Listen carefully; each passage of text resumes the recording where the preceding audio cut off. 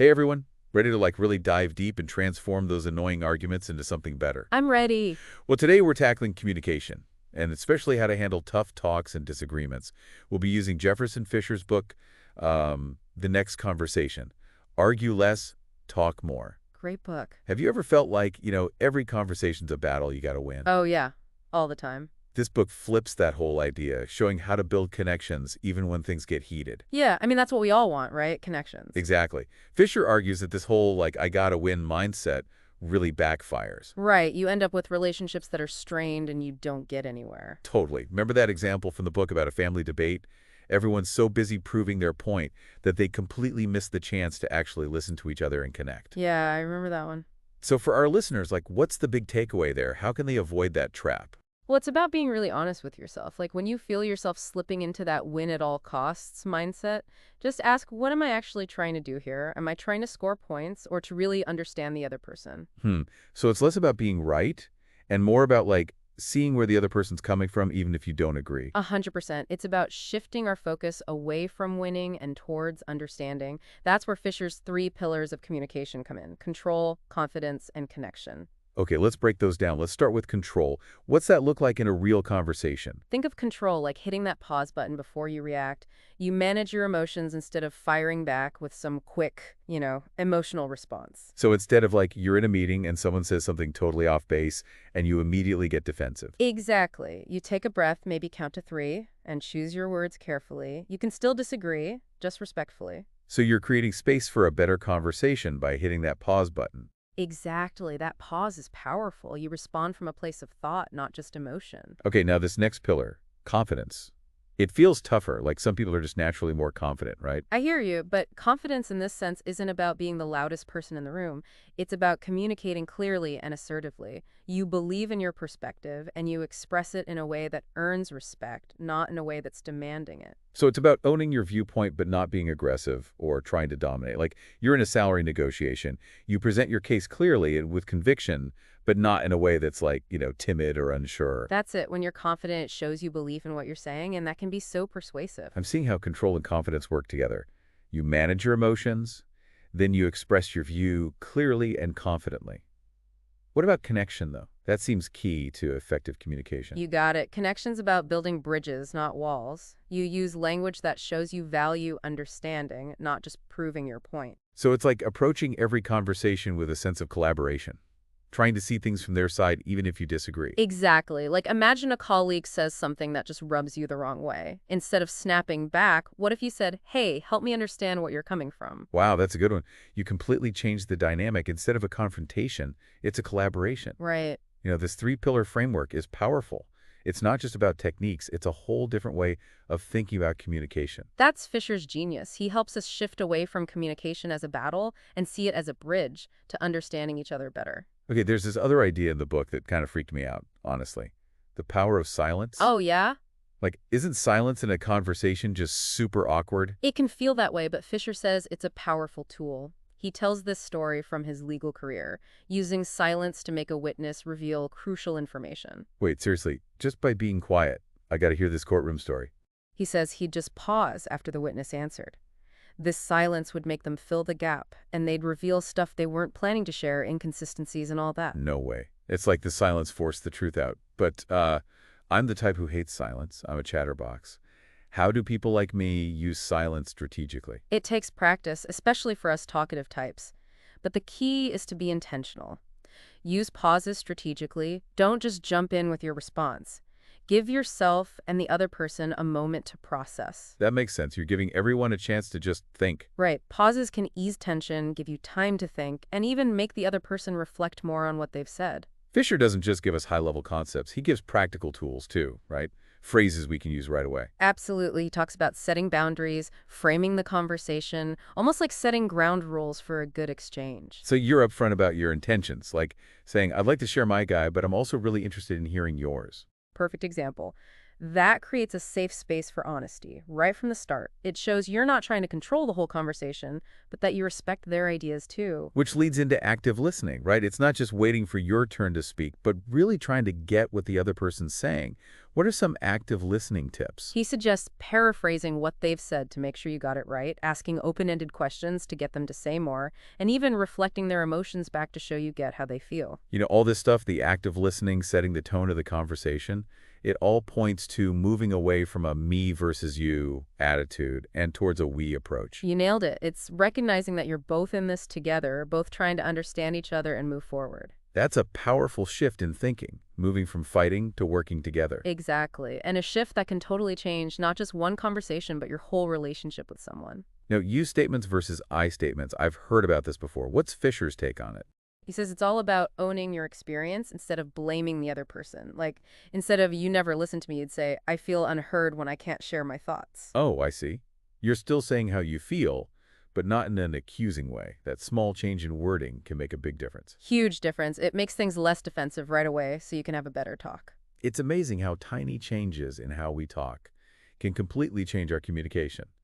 I'm already rethinking how I handle these situations. But Fisher doesn't just talk about the easy stuff, right?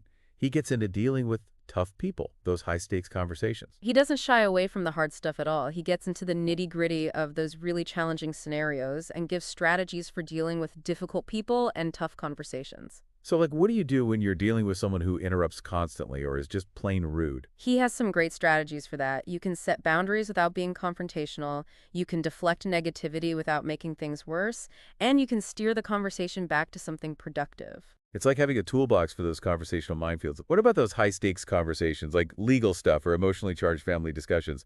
How does Fisher's advice work there? He says those three pillars are even more important when the stakes are high. He even shares a tactic where silence can help you win concessions in a negotiation.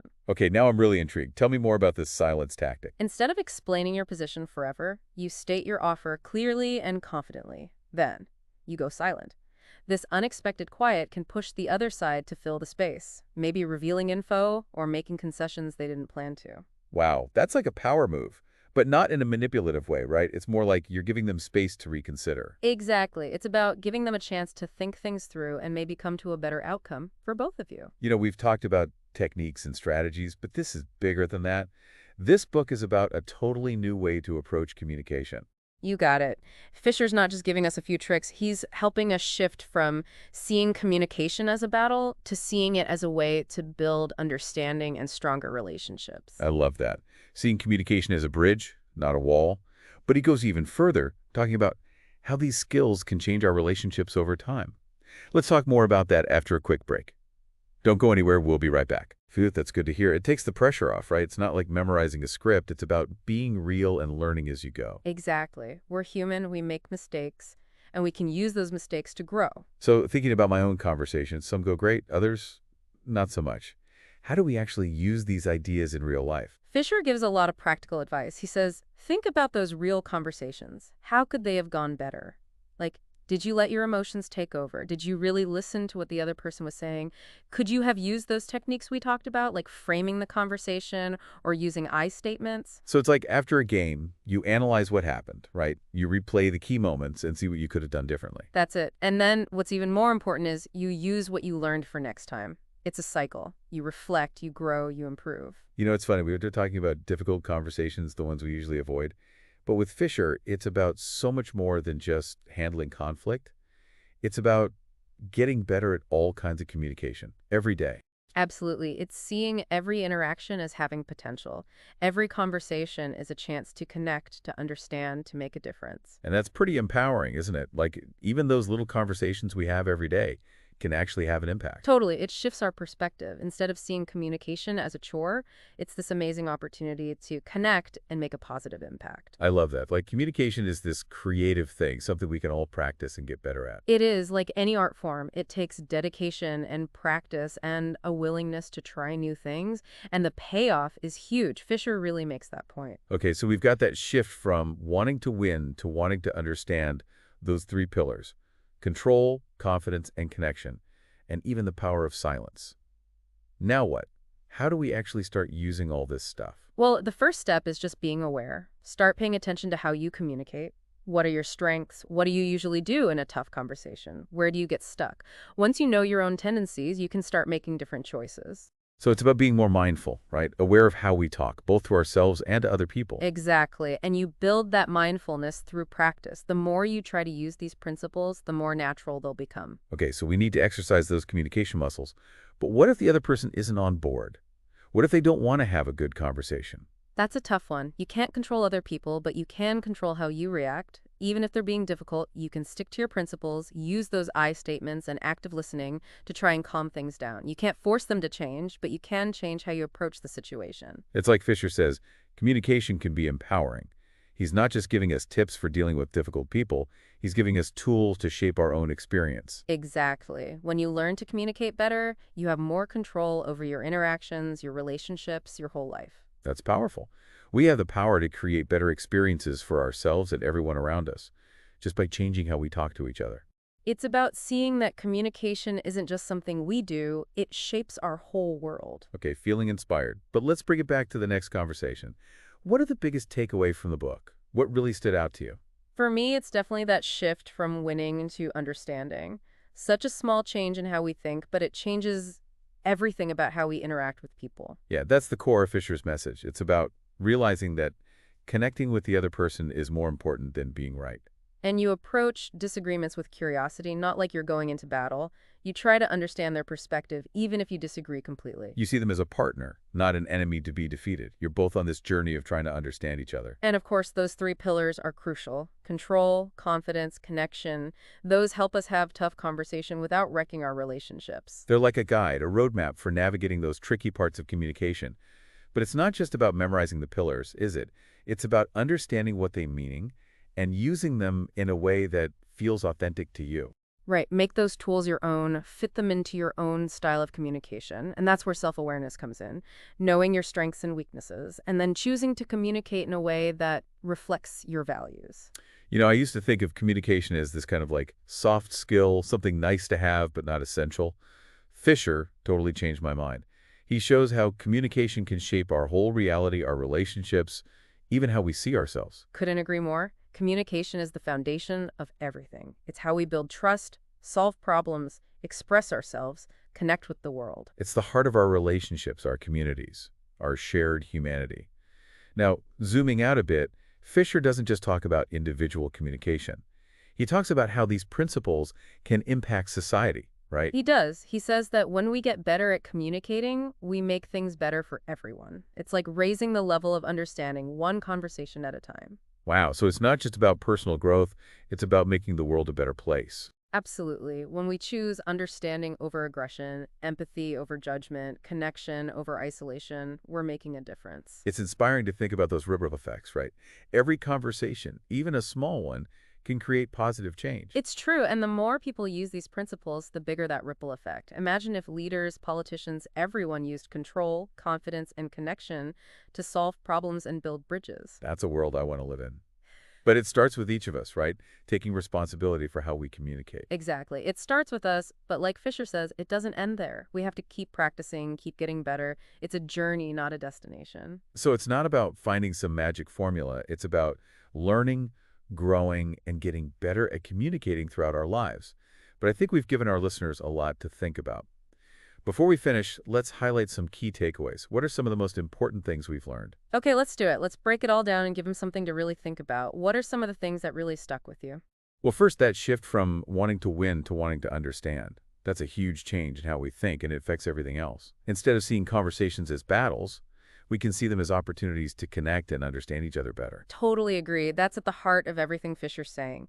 Real communication is not about conquering the other person. It's about building a connection between two different ways of seeing things. And those three pillars help us build that connection: control, confidence, and connection. They're like a framework for handling even the toughest conversations without damaging relationships. They're tools to create a safe space for dialogue, even when you disagree. Control helps manage emotions so you don't just react. Confidence helps you express yourself clearly and assertively. Connection reminds us to build bridges, not walls. And don't forget the power of silence. Fisher makes a good case for using silence strategically to cool things down, help people think, even to get what you want in a negotiation. Silence is powerful. It takes practice, especially for those of us who love to talk. But the more you try it, the more you'll see how it can change your conversations for the better. What's the one thing you hope our listeners take away from all this? I want them to realize they have the power to change their own lives through communication. Every conversation, big or small, is a chance to choose connection over confrontation, understanding over judgment, empathy over indifference. And those choices can have a huge impact on their lives and relationships. So well said. It's all about making those choices, even when it's hard, even when we'd rather avoid the conversation altogether. That's when we can really make something positive happen. That's when it gets real. Choosing connection even when it's challenging. And it's a journey, not a finish line, right? We'll all mess up sometimes, but we can get back up and keep trying to be our best at our conversations. Love that. It's about embracing the messiness of communication and finding the beauty and power in those imperfect moments. Well, before we go, I want to give our listeners a little challenge, something they can actually do. I like it. Let's give them something to work with as they go back to their day, their week, their lives. Here's the challenge. Think about a recent conversation that didn't go well. Maybe an argument, a tense meeting, or even just a frustrating talk with someone. Now, look at that conversation using Fisher's ideas. What could you have done differently? Could you have used active listening, setting boundaries, I statements? Could you have used the power of silence? Great challenge. It gets them using these ideas and seeing how they can make a difference in their own lives. Exactly. Take those ideas and make them real. Who knows, maybe one small change could make things so much better. I think so too. I hope everyone tries this challenge and sees how powerful it can be. Before we say goodbye, we want to hear from you. What do you think about Fisher's ideas? What works for you? What's tough? Share your thoughts, questions, those aha moments with us. We're all learning this together. Yes, we want to hear from you. Keep this conversation going. That's what it's all about, connecting, sharing, learning from each other. Perfectly said. But for now, we'll leave you with this. Remember, every conversation is an opportunity to connect, to understand, and to create something meaningful. So go out there and make the most of those opportunities. And remember, you don't have to be perfect. Just be present, be intentional, and be open to the power of connecting with others. Thanks for joining us on this deep dive. We'll see you next time. Back again for more of the next conversation. I don't know about you, but I'm feeling like I can handle those tough talks a lot better now. Yeah, it's amazing what a little shift in thinking can do. For sure. One thing that really hit me was how Fisher talks about the long game. It's not just about winning one argument, it's about how these skills add up over time. Like you're getting better with each conversation you have. Exactly. It's building trust bit by bit every time you talk to someone. And that trust gets stronger when you choose understanding over being right, when you choose empathy over, judging them. Thinking about it, the relationships where communication feels easy, where it just flows. I bet those are the ones where we've both been putting in that work, even if we didn't realize it, to build that trust. That's a great point. It shows that good communication isn't just about techniques.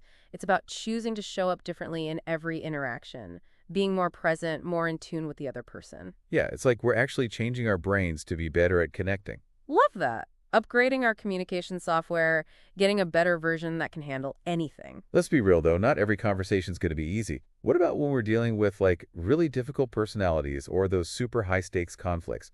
Does Fisher have any advice for those situations? Of course, he has a whole section on navigating those tough conversations where everyone's feeling the pressure and things can get really intense. Okay, so what does he say about handling those situations? Well, first thing, he says those three pillars are super important. Control, confidence, connection. They're your anchors in those stormy conversations. Got to keep those pillars in mind. But what about actual things we can do? Any strategies for when the conversation's getting out of control? For sure. He talks about setting clear boundaries, using those I statements to say how you feel without blaming anyone, and even using silence on purpose to calm things down. That silence thing always gets me. It makes sense in a negotiation, but how would you use it, say, in a fight with a family member? Sometimes when things are really heated, the best thing is to just stop talking. Don't try to talk over them. Just take a breath and be quiet for a moment. And that can often break the tension and let you start talking more calmly and with empathy. Like hitting the reset button. Yeah. And it gives you a chance to check in with yourself, right? Make sure you're not just reacting out of anger. Exactly. Get your own head straight before you jump back in. That pause can de-escalate things and get you back on track. I like that Fisher's approach isn't about manipulating people or winning no matter what. It's about really connecting and understanding even when you don't agree. It's about remembering that everyone's human, we all mess up, and we all see the world differently. Couldn't have said it better. It's about being humble, curious, and realizing we don't have all the answers. There's always something to learn from other people, even when their view is totally different from ours. Yeah, it's so easy to get stuck in our own way of thinking, but when we close ourselves off to other perspectives, we miss out on growth, understanding, and connection. And that's what it all comes down to, right? Building connections, not walls. Making space for honest conversations, even when they're hard. Those moments of being real, being vulnerable, that's when true connection happens. Well said. As we wrap this up, I'm feeling really hopeful. Fisher shows how communication can be a force for good in the world, a way to build understanding, solve conflicts, and make things better for everyone. It's a beautiful vision. And it starts with each of us, right? Choosing to communicate better, being the best versions of ourselves in every interaction. So, listeners, take these ideas and make them your own. Try these techniques, look at how you communicate, and see how you can create better interactions in your life. And remember, don't aim for perfection. Just be present, be intentional, and be open to the power of connecting with others. Even small changes in your communication can make a huge difference in your relationships, your community, and the world around you. That's it for this deep dive. Until next time, keep those conversations flowing and those connections strong.